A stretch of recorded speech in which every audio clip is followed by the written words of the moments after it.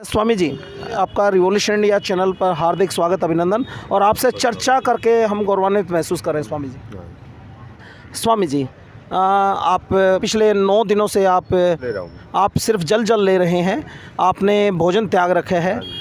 इतना शरीर को कष्ट किस उद्देश्य के लिए दे रहे हैं स्वामी जी? पहली बात तो शरीर को कष्ट नहीं है, क्योंकि मेरी माँ की दूसरा देख कर ना जी अंदर से कुछ खाने पीने को दिल ही नहीं करता। क्या बात है।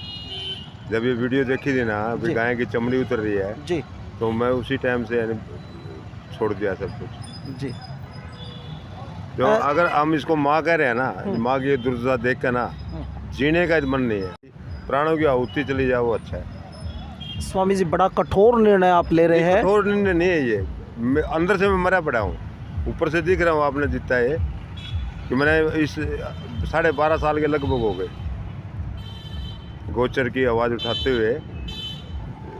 बहुत बार जेलों में गए, 2 बार 3 बार तिहाड़ जेल में भी रहे, अभी अब लग भी केस चल रहे हैं तिहाड़ जेल में। मतलब व्यक्ति अपने लिए तो प्रताड़ित होता दिखा है, लेकिन आपने उस गौ माता को अपनी माता मान के उसके लिए आप संघर्ष कर रहे हैं। मेरी माता नहीं, सारे विश्व की माता है, वो सारे विश्व की माता है। लोग अंधेरे में हैं, उनको उजाले में आना पड़ेगा जी। अगर गाय नहीं बची ना तो देश नहीं बचेगा, कुछ नहीं बचेगा। ये धरती माता की पुत्री है। एक नो बता, जिस माँ की पुत्री भूखी होगी वो आपको अन्न और जल दे देगी? नहीं देगी। कितने दिन देगी? ये भी बंजर हो जाएगी धरती की। स्वामी जी, आपका गौ माता की सेवा के लिए निरंतर चिंतन, मनन, मंथन और साधना भी इसी प्रकार से आप करते हैं। हम आपकी उस दिनचर्या को भी महसूस करते हैं। जैसे सूर्यास्त का समय होता है, आपके इस तंबू से जहां आपने अपना रोष प्रदर्शन प्रकट किया है, वहाँ से भगवान प्रभु भक्ति के भजन शुरू हो जाते हैं। रात भर आप भजन कीर्तन करते हैं और जिस प्रकार से आप गौ माता के लिए आप दिन रात मेहनत कर रहे हैं, उसकी आवाज़ उठाने के लिए। नहीं, हमारी आवाज़ सिर्फ परमात्मा से है। क्या बात है। सत्ता या नेताओं से कोई प्रार्थना नहीं। परम पिता तो करते थे हमने बहुत टाइम हुआ, क्योंकि ये तो खा बैठे जी। हरियाणा में 3 लाख एकड़ के लगभग गोचर है। अगर वही गोचर होते, उसमें वन भी बने होते, आज गाय वहाँ चरती, कितनी सुंदर लगती, कितना दूध की नदियाँ बहती। आज ये दूध है ना, आज 87% नकली दूध है बाजार में, और उससे बीमारियां हैं। गौ माता का दूध तो ये नहीं कि अमृत है, दूध नहीं है वो, अमृत है। स्वामी जी, हम कई बार चर्चा करते हैं, विशेषज्ञ लोगों से भी चर्चा करते हैं, ये वैध और अवैध गौ हत्या के हत्या हैं। किसी को तो कहते हैं सरकार से वैध है, हत्या तो हत्या है वो गौ माता की, चाहे वो वैध है वो अवैध है, हत्या तो हत्या है। क्या आपका मंथन है, मनन है इस बारे में? क्योंकि गौ माता तो गौ माता है, उसको आप सरकारी तौर पर निर्धारित किए गए बूचड़खानों में यदि आप गौओं की हत्या हो रही है वो भी गलत है, और यदि वैसे कहीं किसी तरीके से गौ माता का अपमान हो रहा है वो भी गलत है। इस पर आपके विचार? देखो, बात यह है जी, जो करेगा सो भरेगा। गौ माता की आज जो दुर्दशा हो रही है, देखते सरकारें भी रही हैं। मोदी को मैंने 2014 में लेटर लिखा था, उसने मेरे पास कुछ साधु भेजे भी, आपका लेटर बहुत ही यानी मार्मिक और बढ़िया लगा। अरे ये जो भी आपने लिखा सब काम होएगा, मगर कुछ नहीं हुआ, खाली आश्वासन देकर। हम बैलगाड़ियों में गांव-गांव जाके इनके प्रचार करें भी मोदी गाय बचाएगा, मगर गाय बचाने की बजाय इसने यानी कहना मतलब हमारी दुर्दशा के जेलों में डाला है, मारपीट करी, इतनी बड़ी दाढ़ी पड़वाई है। यही सरकार ने ना बहुत अन्याय किया। आप सन्यासी हैं, आपने घर परिवार सब मोह त्याग दिया, दुनिया का लोभ मोह सब आपने त्याग दिया। इस स्थिति में क्या राजा को अपना राज धर्म का पालन नहीं करना चाहिए, अपने वचन पर कायम नहीं रहना चाहिए? ऐसे है, राज धर्म का पालन नहीं करेंगे ना सर तो भगवान को दंड तो देगा जी। तब करे सो राजा बना तो नरकी जावे। इन्हें तब करा था पहले तो राजा बन गया। अब अगर राजा के नियम नहीं चलाएगा तो आगे भगवान तो है ना जी। स्वामी जी, समस्या के लिए हम बैठे हैं। जिस व्यक्ति को समस्या होती है उसको समाधान का भी कुछ ना कुछ आइडिया होता है कि क्या इसका समाधान हो। आप ये लंबा अनुभव आपका रहा है, इसके समाधान का रास्ता भी सरकार को बताते चले। समाधान तो देखो बात ये सरकार का नहीं है, समाधान तो आपका और हमारा है जी। जब लग जन जन में क्रांति आएगी, ये मेरी माँ है, कह तो हम सब माँ रहे हैं जी जी। जब लग इसको माँ नहीं समझेंगे ना, पशु समझना छोड़ देंगे। भैया दूध दे रही है, दूध पी यार छोड़ दिया, गौशाला तो मैं भी चला रहा हूँ जी। मगर हम गाय को चराते हैं, जी गाय को चरा के लाते हैं, सुबह से शाम से चरा के फिर समझे नहीं। तो आज गौशालाएँ जो आपने देखी है तो जेल बना दी। गौशालाएँ तो हैं, जेल है, जैसे जेल में हमें रोटी भी मिलती है, कपड़ा भी मिलता है, सब मिला है ना सब कुछ। स्वामी जी, मैं बीच में आपको रोकना चाहूँगा, आपने बहुत मार्मिक विषय उठाया है। गौशालाएँ हैं, सरकार का बजट है, लेकिन नहीं, वहाँ नहीं, सरकार का कोई बजट नहीं है, गाय का अपना बजट है। गाय की मान लो 3 लाख एकड़ ज़मीन है, उसकी कम से कम 15,000 करोड़ रुपया एक साल में लीज का मिलता है सरकार को, और देती है कुछ भी नहीं। जितना पैसा उन जमीन से मिलता है उतना पैसा गौशालाओं को नहीं दिया जाता है। 1% भी नहीं दे रही, दे ही नहीं रही। यदि दे दिया जाए तो गौएं भूखी ना मरे। ना फिर कैसे मरेंगी? घर घर गाय हो जाएगी, घर घर गाय हो जाएगी, मैं को दूध की नदियाँ बेचेंगी। ये तो गाय को, ये सरकार तो गाय को मरवाने के लिए काम कर रही है। जिस गौशाला में 200 की व्यवस्था है उसमें 2,000 बांट दोगे तो क्या करें, मरेंगी ना। इसमें एक स्थिति और देखता हूँ स्वामी जी, मैं नज़दीक से जब हम देखते हैं गौशालाओं की स्थिति, गौशालाओं के बाहर टाल वालों को लगा देते हैं चारा काटने के लिए। गौएं तरसती हैं उस हरे चारे को, देखती है, सिर्फ निहार सकती है, वो खा नहीं सकती। कोई उम्मीद करता है कोई दानी सजन दे जाए तो खा लेते हैं, अदरवाइज गायें वैसी भूखी। ये जो गायें पल रही हैं दानियों के सिर पर तो पड़ ही रही हैं, इसमें सरकार का तो कोई सहयोग नहीं है। तो क्यों सरकार का सहयोग, तो क्या सरकार ने इनका सहयोग छीन रखा है। इनकी गोचर भूमि में कहीं बिजली के वो बना दिए हैं, शराब की फैक्ट्री बना दी, स्कूल बनवा दिए कहीं। ये जो आप बातें करें आधिकारिक तौर पे सत्य बातें करें हैं जी। देखो ये आप देखो 3 लाख एकड़ के लगभग है गोचर। आप तो नेट पर सर्च कर लो, 1 मिनट में निकला हुआ गोचर भूमि। मत पूछो हमसे। गोचर भूमि का मतलब गाय की भूमि है ना। जी जी हाँ, तो वो जो गोचर भूमि है ना वो गाय की है।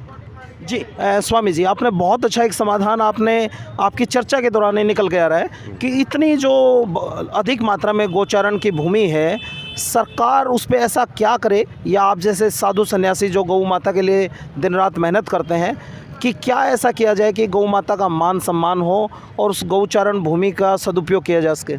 उस गोचर भूमि पे जैसे वन विभाग बने ना, जैसे वन विभाग है ना, उस पर यानी वन लगाए हैं, उसमें इन घास तो अपने आप ही पैदा हो जाएगा जी। कि जंगलों में कोई, यानी जंगलों में कोई पानी देने थोड़ा जावे जी जी इन पौधों को है, तो प्रकृति करती है सब। ये प्रकृति का खेल है, गाय भी एक प्रकृति है। क्या बात है। इसके साथ जो अन्याय हो रहा है ना, ये प्रकृति के साथ अन्याय हो रहा है। आज ये गाय की मरने के बाद चमड़ी उतारी जा रही है, कितना बुरा वो है। माँ है ना, माँ की चमड़ी, आप माँ का संस्कार करते हैं ना, गरीब है अमीर है कोई भी है, संस्कार करता है ना। जी जी जी। तो ये गाय की चमड़ी उतर रही है, ये बुरी दुर्दशा हो रही है, गौशालों में भी हर जगह हो रही है। स्वामी जी, आपने गौ माता की दुर्दशा का जिक्र किया, हम देख भी रहे हैं, लेकिन वर्तमान स्थिति में समाज की गिरावट का आईना ये है, जगह जगह जो वृद्ध आश्रम दिख रहे हैं वहाँ भी तो हमारे बड़े बुजुर्ग, उनका दुर्दशा ही तो नज़र आती है स्वामी जी। ना, ये भी यानी गाय की दुर्दशा देखकर तो मेरे तो भावुक हो जाता हूँ, मेरे पर देखे नहीं जाता। जब देखता हूँ ये कुर्डी मुँह मर रही है ना, मेरे तो आंखों में आंसू आ जाते हैं। जो एक तरफ से इसको माँ कहते हैं, फिर माँ को तो ये नहीं अपने ऐसे रखे जाओ ना जो अब घर में हैं, उनको बढ़िया खाना दिया जाओ, बढ़िया हो जाए। माँ तो जब है ना, अब जनता जब अपने स्वयं के माता पिता का खाती क्या है जी, खाती डस्ट खाती है और स्वर्ण देती है। जब गेहूँ हम खाते हैं भूसा वो खाती है, चने हम खाते हैं चने का भूसा वो खाती है, केले हम गुद्दा हम खाते हैं छिलके वो खावा है, यानी डस्ट खा के और अमृत देती है। इसके अंदर गुण देखो कितने हैं। चलता फिरता औषधालय है, चलता फिरता मंदिर है, सारे देवताओं का वास है इसमें। और ऐसा धरती पे कोई जीव नहीं जिसका मल और मूत्र पूजने हो। क्या बात है। इसके यानी मूत्र से 200 बीमारियों का विनाश होता है जड़ से जी है। और ये देखो वाय गोबर से, वाय गैस से ना सारी, आज ये सिलेंडर जो 1100 इसका 100 रुपये का सिलेंडर बेचने से भी प्रॉफिट रहेगा। क्या बात है। हम कर रहे हैं, हरिद्वार के अंदर हमने लगा रखा है वाय गैस का प्लांट, 100 रुपये का सिलेंडर दे रहे हैं हम। क्या बात है, बहुत सुंदर। आम काश के गाँव वाले सिलेंडर सब ले जाते हैं और चारा फ्री में दे के जाऊँ हमें जी। स्वामी जी, एक प्राकृतिक खेती का कॉन्सेप्ट भी पूरे एक नया विचार मन में आया है और जिस पे सरकारें भी विचार कर रही हैं। उसमें ये बताते हैं गौ माता का जो गोबर है उससे जैविक खाद, ऐसा उसके गोबर में 300 करोड़ ऐसे तत्व हैं जो मतलब ज़मीन की उर्वरता की जो खुराक है ना वो है ही गोबर। गौ माता का जो गोबर जंगलों में यानी कोई खाद मारने जाता है क्या? क्या बात? ये तो गोबर और यानी क्या ना मतलब मूत्र से ही जो इतने हरे भरे जंगल हो जाते हैं। जी इसके चरण टिकते हैं ना, ये चरण टिकते हैं, वहीं हरियाली आ जाती है। हमें शायद एक ये भी है ना, आप यानी क्या ना मतलब गाय के खाली दर्शन मात्र से ही हजारों बीमारियां का कल्याण हो जाता है।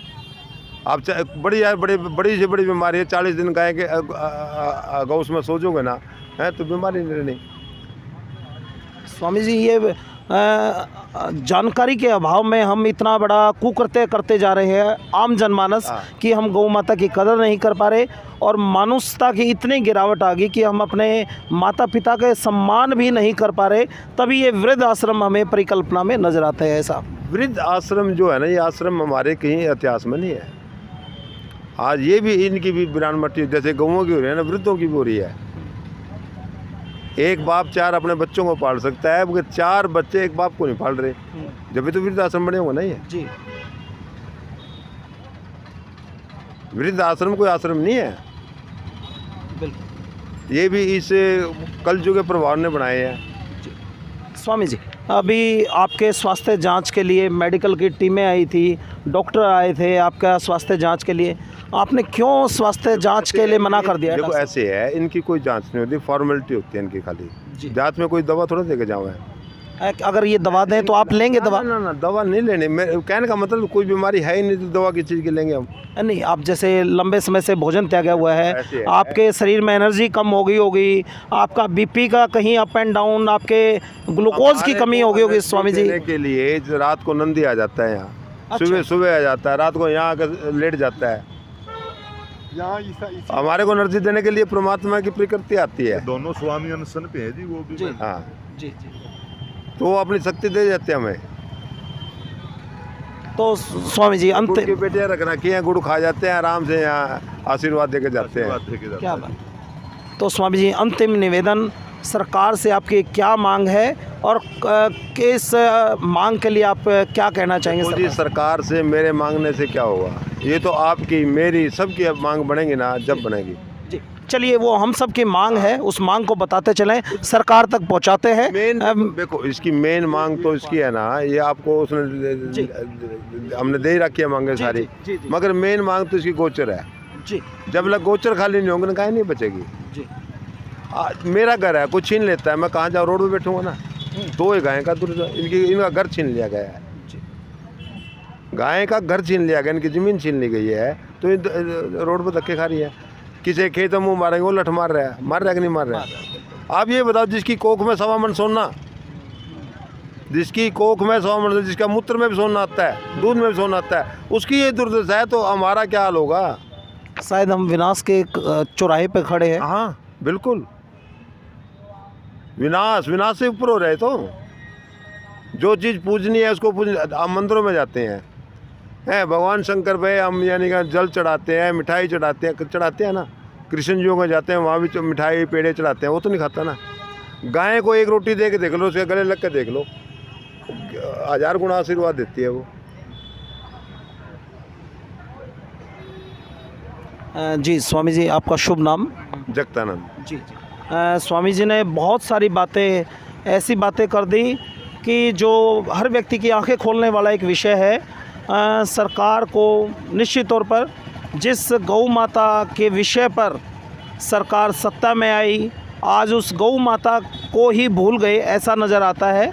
जब माननीय सर्वोच्च न्यायालय का जो एक फ़ैसला है, गौ माता की गोचारण की भूमि तुरंत खाली की जाए, गौओं को के इस्तेमाल के लिए उसका इस्तेमाल किया जाए, उस ज़मीन का सदुपयोग किया जाए। यदि उसका सदुपयोग नहीं हो रहा है तो ये बहुत बड़ा एक पाप हो रहा है और इस पाप में हम सब भागीदार हैं। सत्ता के साथ हम सब भी जिम्मेवार हैं इस गाय की दुर्दशा के लिए। तो निश्चित तौर पर एक जागरूक होने का एक विषय है, हम सबको अपने कर्तव्यों से विमुख नहीं का विषय है, चाहे वो गौ माता की रक्षा और उसकी पालन का विषय है। निश्चित तौर पर अनेकों समाधान है इस प्रकार के विषय के। सरकार 1-2 कदम आगे बढ़ाते हुए पहल करे और इस प्रकार के बुद्धिजीवी जो ब्रह्मचारी सन्यासी वृंद जो त्याग कर सिर्फ जल पर अपना जीवन व्यतीत कर रहे हैं और इस कड़ाके की ठंड में इस प्रकार का एक तप कर रहे हैं। ऐसी जायज़ मांगों को तुरंत सरकार को संज्ञान लेना चाहिए। अपने प्रशासनिक अधिकारियों की टीम के साथ चर्चा करते हुए सर्वोच्च न्यायालय का पालन करना चाहिए। और जैसा कि स्वामी जी ने बताया, इनकी ये जो अरदास है, ये मांग है, सरकार से नहीं है। इन्होंने तो अपनी अरदास और मांग परमपिता परमात्मा के आगे रख दी है और जो सबका मालिक है उसके आगे लगाई हुई अरदास की पालना होती है, उसका अच्छा एक फल मिलता है जिसमें सबका भला निश्चित होता है। देखते रहिए रिवॉल्यूशन इंडिया। फिर किसी अन्य दिन किसी खास शख्स से मुलाकात कराएंगे। जय हिंद, जय भारत, वंदे मातरम।